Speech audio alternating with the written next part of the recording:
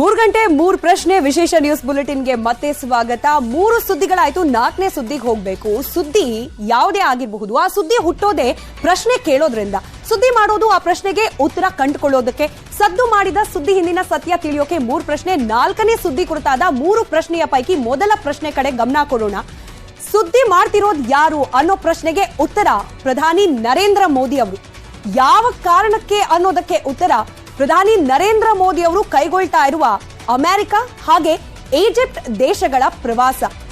2 ದೇಶಗಳ ಪ್ರವಾಸವನ್ನ ಪ್ರಧಾನಿ ನರೇಂದ್ರ ಮೋದಿ ಅವರು ಕೈಗೊಳ್ತಿದ್ದಾರೆ. ಈ ಪ್ರವಾಸದ ಒಂದು ವಿಶೇಷತೆ ಏನು, ಹಾಗೆ ಇದರ ಮಹತ್ವ ಏನು, ಇದೆಲ್ಲದರ ಡೀಟೇಲ್ಸ್ ಅನ್ನ ಮುಂದಿನ ಹಂತದಲ್ಲಿ ಕೊಡ್ತಾ ಹೋಗ್ತೀವಿ. ಯಾಕೆ ಇದು ಇಂಪಾರ್ಟೆಂಟ್ ಆಗುತ್ತೆ, ಹಾಗೆ ಯಾವ ಕಾರಣಕ್ಕೆ ಈ ವಿದೇಶ ಪ್ರವಾಸ ಅನ್ನೋ 3ನೇ ಪ್ರಶ್ನೆಗೆ ಉತ್ತರ ಬೈಡನ್ ಅವರ ಆಹ್ವಾನದ ಮೇರೆಗೆ ವಿಶ್ವಸಂಸ್ಥೆಯಲ್ಲಿ ನಡೆಯಲಿರುವ ಯೋಗ ದಿನದಲ್ಲಿ ಭಾಗಿಯಾಗೋಕೋಸ್ಕರ ಅಮೆರಿಕ ಪ್ರವಾಸವನ್ನ ಕೈಗೊಳ್ತಿದ್ದಾರೆ ಪ್ರಧಾನಿ ನರೇಂದ್ರ ಮೋದಿ ಅವರು.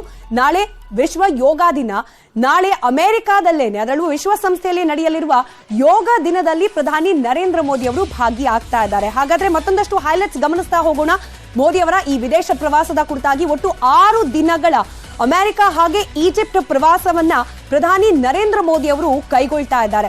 ಅಮೆರಿಕ ಅಧ್ಯಕ್ಷ ಜೋ ಬೈಡನ್ ಆಹ್ವಾನದ ಮೇರೆಗೆ ಅಮೆರಿಕ ಭೇಟಿ ನೀಡ್ತಾ ಇದ್ದಾರೆ. ಇದರ ಜೊತೆಗೆ ಕೇವಲ ಭೇಟಿ ಯೋಗ ದಿನ ಮಾತ್ರವಲ್ಲ, ಅಮೆರಿಕದ ಸಂಸತ್ತನ್ನ ಉದ್ದೇಶಿಸಿ ಭಾಷಣ ಕೂಡ ಮಾಡುವವರಿದ್ದಾರೆ ಪ್ರಧಾನಿ ನರೇಂದ್ರ ಮೋದಿ. ನಾಳೆ ಅಂತಾರಾಷ್ಟ್ರೀಯ ಯೋಗ ದಿನ. ವಿಶ್ವಸಂಸ್ಥೆಯಲ್ಲಿ ಪ್ರಧಾನಿ ಮೋದಿ ಯೋಗ ಮಾಡುವವರಿದ್ದಾರೆ. ಪ್ರಧಾನಿ ಮೋದಿ ಅವರ ಜೊತೆಗೆ 180 ದೇಶಗಳ ಪ್ರಮುಖರು ಕೂಡ ಸಾಥ್ ನೀಡುವವರಿದ್ದಾರೆ. ಈ ರೀತಿ ಇರಲಿದೆ ಪ್ರಧಾನಿ ನರೇಂದ್ರ ಮೋದಿ ಅವರ ವಿದೇಶ ಪ್ರವಾಸ. ಕೇವಲ ಅಮೆರಿಕ ಮಾತ್ರ ಅಲ್ಲ, ಈಜಿಪ್ಟ್ಗೆ ಕೂಡ ಪ್ರವಾಸವನ್ನ ಕೈಗೊಳ್ತಿದ್ದಾರೆ. ಹಾಗಾದ್ರೆ ಈ ವಿದೇಶ ಪ್ರವಾಸದ ಮತ್ತಷ್ಟು ಡೀಟೇಲ್ಸ್ ನೊಂದಿಗೆ ಲೈವ್ ಕನೆಕ್ಟ್ ಆಗ್ತಾ ಇದ್ದಾರೆ ನಮ್ಮ ಡೆಪ್ಯೂಟಿ ನ್ಯೂಸ್ ಎಡಿಟರ್ ರಾಘವೇಂದ್ರ ಗುಡಿ. ನ್ಯೂಸ್ ಡೆಸ್ಕ್ ನಿಂದ ಲೈವ್ ಕನೆಕ್ಟ್ ಇದ್ದಾರೆ. ರಾಘವೇಂದ್ರ ಗುಡಿ, ಪ್ರಧಾನಿ ಅವರ ವಿದೇಶ ಪ್ರವಾಸವನ್ನ 3 ಪ್ರಶ್ನೆ ಮೂಲಕ ಮತ್ತಷ್ಟು ತಿಳಿಯೋ ಪ್ರಯತ್ನ ಮಾಡಬಹುದಾ? ಕೇವಲ ಅಮೆರಿಕ ಮಾತ್ರ ಅಲ್ಲ, ಈಜಿಪ್ಟ್ ಕೂಡ ಹೋಗ್ತಿದ್ದಾರೆ. ಈಜಿಪ್ಟ್ಗೂ ಹೋಗ್ತಿರುವ ವಿಶೇಷತೆ ಏನು?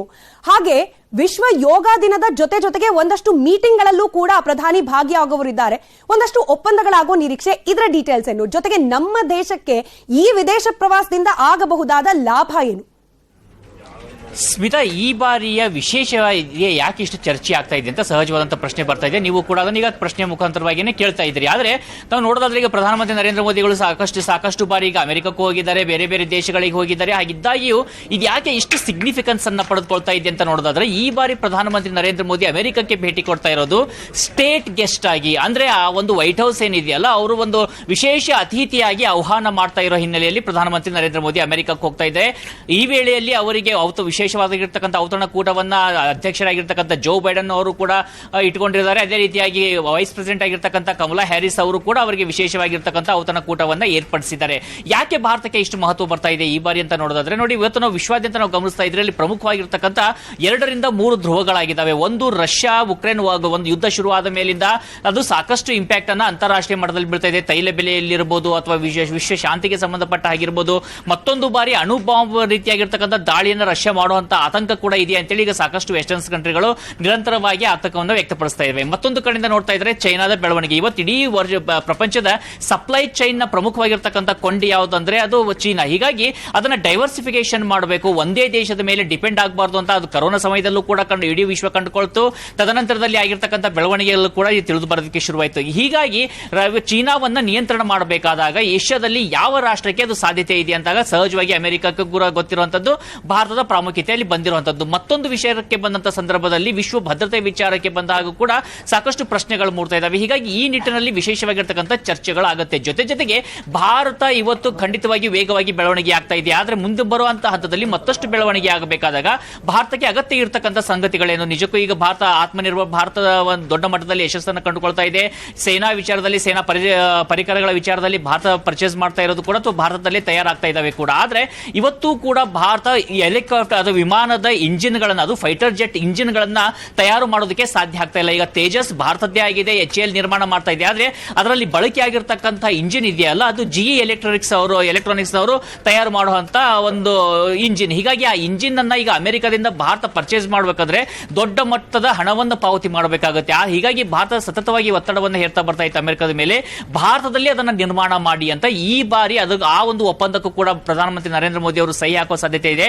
ಒಂದು ವೇಳೆ ಅದು ಸಹಿ ಹಾಕಿದಂತ ಸಂದರ್ಭದಲ್ಲಿ ಭಾರತದಲ್ಲೇ ಈ ಒಂದು ಫೈಟರ್ ಜೆಟ್ ಇಂಜಿನ್ಸ್ಗಳು, ಫೈಟರ್ ಹೆಲಿಕಾಪ್ಟರ್ ಇಂಜಿನ್ಸ್ಗಳು ತಯಾರಾಗೋದಕ್ಕೆ ಶುರುವಾಗುತ್ತೆ. ಇದು ಒಂದು ಉದ್ಯೋಗ ಜನರೇಟ್ ಆಗೋದ್ರಲ್ಲೂ ಕೂಡ, ಜೊತೆಗೆ ರಫ್ತಿನ ವಿಚಾರಕ್ಕೆ ಬಂದಾಗಲೂ ಕೂಡ ದೊಡ್ಡ ಮಟ್ಟದ ಹೆಜ್ಜೆಯಾಗಿ ದೊಡ್ಡ ಮಟ್ಟದ ಲಾಭವಾಗಿ ಭಾರತಕ್ಕೆ ಒದಗಿ ಬರುವಂತದ್ದು. ಮತ್ತೊಂದು ವಿಚಾರಕ್ಕೆ ಬಂದಾಗ ಇವತ್ತು ಆರ್ಟಿಫಿಷಿಯಲ್ ಇಂಟೆಲಿಜೆನ್ಸ್ ಬಗ್ಗೆ ಸಾಕಷ್ಟು ಚರ್ಚೆಗಳಾಗ್ತಾ ಇದಾವೆ. ಚಾಟ್ ಜಿಪಿಟಿ ಬಗ್ಗೆ ನೋಡ್ತಾ ಇದ್ದೀವಿ, ಎಐ ಬೋರ್ಡ್ಸ್ಗಳ ಬಗ್ಗೆ ಕೂಡ ಸೋಷಿಯಲ್ ಮೀಡಿಯಾದಲ್ಲಿ ದೊಡ್ಡ ಮಟ್ಟದ ಚರ್ಚೆಗಳಾಗ್ತಾ ಇತ್ತು. ಹೇಗೆ ಒಂದು ಇಡೀ ದೇಶದ ಚುನಾವಣೆಯನ್ನೇ ನಿಯಂತ್ರಣ ಮಾಡಬಲ್ಲ ಈ ಎಐ ಬಾಟ್ಸ್ ಗಳನ್ನೋದನ್ನು ಕೂಡ ಇತ್ತೀಚಿನ ಬೆಳವಣಿಗೆಗಳು ನೋಡ್ಕೊಳ್ತಾ ಇದ್ದೀವಿ. ಅಂದ್ರೆ ಅದು ಎಷ್ಟು ವೇಗವಾಗಿ ಟೆಕ್ನಾಲಜಿ ಡೆವಲಪ್ ಆಗ್ತಾ ಇದೆ, ಅಷ್ಟೇ ವೇಗವಾಗಿ ಭಾರತ ಕೂಡ ಅದನ್ನ ಅಡಾಪ್ಟ್ ಮಾಡ್ಕೊಂಡ್ರೆ ಮಾತ್ರ ಮುಂಬರುವಂತ ದಿನಗಳ ಚಾಲೆಂಜಸ್ ಅನ್ನು ಎದುರಿಸೋಕೆ ಸಾಧ್ಯ ಆಗುತ್ತೆ. ಹೀಗಾಗಿ ಟೆಕ್ನಾಲಜಿ ಟ್ರಾನ್ಸ್ಫರ್ ನಲ್ಲಿ ಸಾಕಷ್ಟು ಅಡೆತಡೆಗಳಿತ್ತು. ಯಾಕಂದ್ರೆ ಅಮೆರಿಕ ತನ್ನದೇ ಆಗಿರ್ತಕ್ಕಂಥ ನಿಯಮಗಳನ್ನ ಇಟ್ಟುಕೊಂಡಿದೆ, ತನ್ನದೇ ಆಗಿರ್ತಕ್ಕಂಥ ದಿಗ್ಬಂಧಗಳನ್ನು ಕೂಡ ಕೆಲ ರಾಷ್ಟ್ರಗಳ ಮೇಲೆ ಹಾಕ್ತಾ ಇರುತ್ತೆ. ತನ್ನ ನಿಯಮಗಳ ಕಾರಣದಿಂದಾಗಿ ಭಾರತಕ್ಕೆ ಸರಾಗವಾಗಿ ಟೆಕ್ನಾಲಜಿ ಹರಿದು ಬರ್ತಾ ಇಲ್ಲ.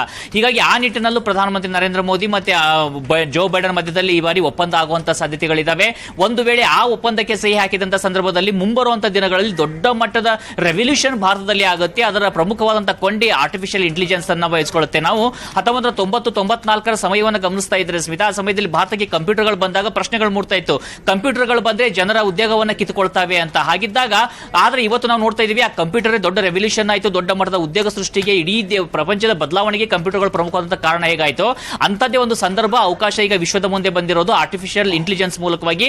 ಆ ನಿಟ್ಟಿನಲ್ಲೂ ಕೂಡ ಭಾರತದ ಒಪ್ಪಂದ ಆಗುವಂತಹ ಸಾಧ್ಯತೆ ಇದೆ. ನಮಗೆ ಗೊತ್ತಿರೋ ಹಾಗೆ ಕಳೆದ 2 ರಿಂದ 3 ವರ್ಷಗಳ ಅವಧಿಯಲ್ಲಿ ಸತತವಾಗಿ ಈ ವಿಚಾರವನ್ನ ಅಜಿತ್ ದೋವಲ್ ಅವರು ಪ್ರಸ್ತಾಪ ಮಾಡ್ತಾ ಬರ್ತಾ ಇದ್ದಾರೆ. ಅಜಿತ್ ದೋವಲ್ ಅವರು ಅಮೆರಿಕದ ದೊಡ್ಡ ದೊಡ್ಡ ನಾಯಕರು ಯಾರಿದ್ದಾರೆ, ಅಲ್ಲಿ ಅಧಿಕಾರಿಗಳು ಯಾರಿದ್ದಾರೆ, ಅವರ ಜೊತೆಯಲ್ಲಿ ನೇರವಾದಂತಹ ಸಂಬಂಧವನ್ನು ಇಟ್ಟುಕೊಂಡಿದ್ದಾರೆ. ಆ ವಿಚಾರದಲ್ಲಿ ಚರ್ಚೆಯನ್ನ ಮಾಡ್ತಾ ಇದ್ದಾರೆ. ಅದರ ಫಲ ಈಗ ಸಿಗುವಂತ ಸಾಧ್ಯತೆಗಳಿದ್ದಾವೆ. ಇವು ಪ್ರಮುಖವಾಗಿ ಮೇಲ್ನೋಟಕ್ಕೆ ಕಂಡು ಬರ್ತಾ ಇರುವಂತದ್ದು. ಇನ್ನು ಇದರ ಜೊತೆಯಲ್ಲಿ ಸಾಫ್ಟ್ವೇರ್, ಭಾರತದ ಸಾಫ್ಟ್ವೇರ್ ವಿಚಾರಕ್ಕೆ ಬಂದಾಗ ಭಾರತ ಒಂದು ಕಡೆಯಿಂದ ಹಾರ್ಡ್ ಪವರ್ ಅನ್ನ ಇಂಪ್ರೂವ್ ಮಾಡ್ಕೊಳ್ತಾ ಇದೆ, ಸಾಫ್ಟ್ ಪವರ್ ಅನ್ನ ಕೂಡ ಇಂಪ್ರೂವ್ ಮಾಡ್ಕೊಳ್ಳಕ್ಕೆ ಪ್ರಯತ್ನ ಮಾಡ್ತಾ ಇದೆ. ಅದರ ಭಾಗವಾಗಿ ಇಂಟರ್ನ್ಯಾಷನಲ್ ಯೋಗ ಡೇ ಅನ್ನು ಕೂಡ ಈಗ ಜಾರಿಗೆ ತರಲಾಗ್ತಾ ಇದೆ. ಈಗ ಅಮೆರಿಕಕ್ಕೆ ಪ್ರಧಾನಮಂತ್ರಿ ನರೇಂದ್ರ ಮೋದಿ ಹೋಗ್ತಾ ಇರೋದ್ರಿಂದ ಸಹಜವಾಗಿ ಯೋಗ ಡೇ ಅಲ್ಲಿ ಅಲ್ಲೇ ಪಾಲ್ಗೊಳ್ತಾರೆ. ಅದು ವಿಶ್ವಸಂಸ್ಥೆಯ ನೇತೃತ್ವದಲ್ಲಿ ಈ ಬಾರಿ ನಡೀತಾ ಇರತಕ್ಕಂತಹ ಯೋಗ ಡೇ ಕಾರ್ಯಕ್ರಮದಲ್ಲಿ ಸುಮಾರು 180 ದೇಶಗಳ ಪ್ರತಿನಿಧಿಗಳು ಕೂಡ ಪಾಲ್ಗೊಳ್ತಾ ಇದ್ದಾರೆ. ಅಂದ್ರೆ ಭಾರತಕ್ಕೆ ಬೆಂಬಲ ಎಷ್ಟು ದೊಡ್ಡ ಮಟ್ಟದಲ್ಲಿ ವ್ಯಕ್ತವಾಗ್ತಿದೆ ಅಂತಾರಾಷ್ಟ್ರೀಯ ಮಟ್ಟದಲ್ಲಿ ಅನ್ನೋದಕ್ಕೂ ಕೂಡ ಇದು ಪ್ರಮುಖವಾದಂತಹ ಹೆಜ್ಜೆ. ಇನ್ನು ಅಮೆರಿಕದಲ್ಲಿ ಈಗ ನೊಬೆಲ್ ಲಿಟರೇಟ್ಸ್ ಇರಬಹುದು ಅಥವಾ ಎಲಾನ್ ಮಸ್ಕ್ ರೀತಿಯಾಗಿರ್ತಕ್ಕಂಥ ಇಂಡಸ್ಟ್ರಿಯಲಿಸ್ಟ್ ಇರಬಹುದು, ಅವರನ್ನು ಕೂಡ ಭೇಟಿ ಆಗ್ತಾ ಇದ್ದಾರೆ. ಅದಾದ ಬಳಿಕ ಪ್ರಧಾನಮಂತ್ರಿ ನರೇಂದ್ರ ಮೋದಿ ಈಜಿಪ್ಟ್ಗೆ ಹೋಗ್ತಾರೆ. ಅಲ್ಲೂ ಕೂಡ ರಕ್ಷಣಾ ವಿಚಾರಕ್ಕೆ ಸಂಬಂಧಪಟ್ಟ ಹಾಗೆ ದೊಡ್ಡ ಮಟ್ಟದ ಮಾತುಕತೆಗಳು ಮತ್ತೆ ಒಪ್ಪಂದಗಳು ನಡೆಯುವಂತಹ ಸಾಧ್ಯತೆಗಳಿದಾವೆ. ಸ್ಮಿತಾ, ಧನ್ಯವಾದ ರಾಘವೇಂದ್ರ ಗುಡಿ ಮಾಹಿತಿಗಾಗಿ.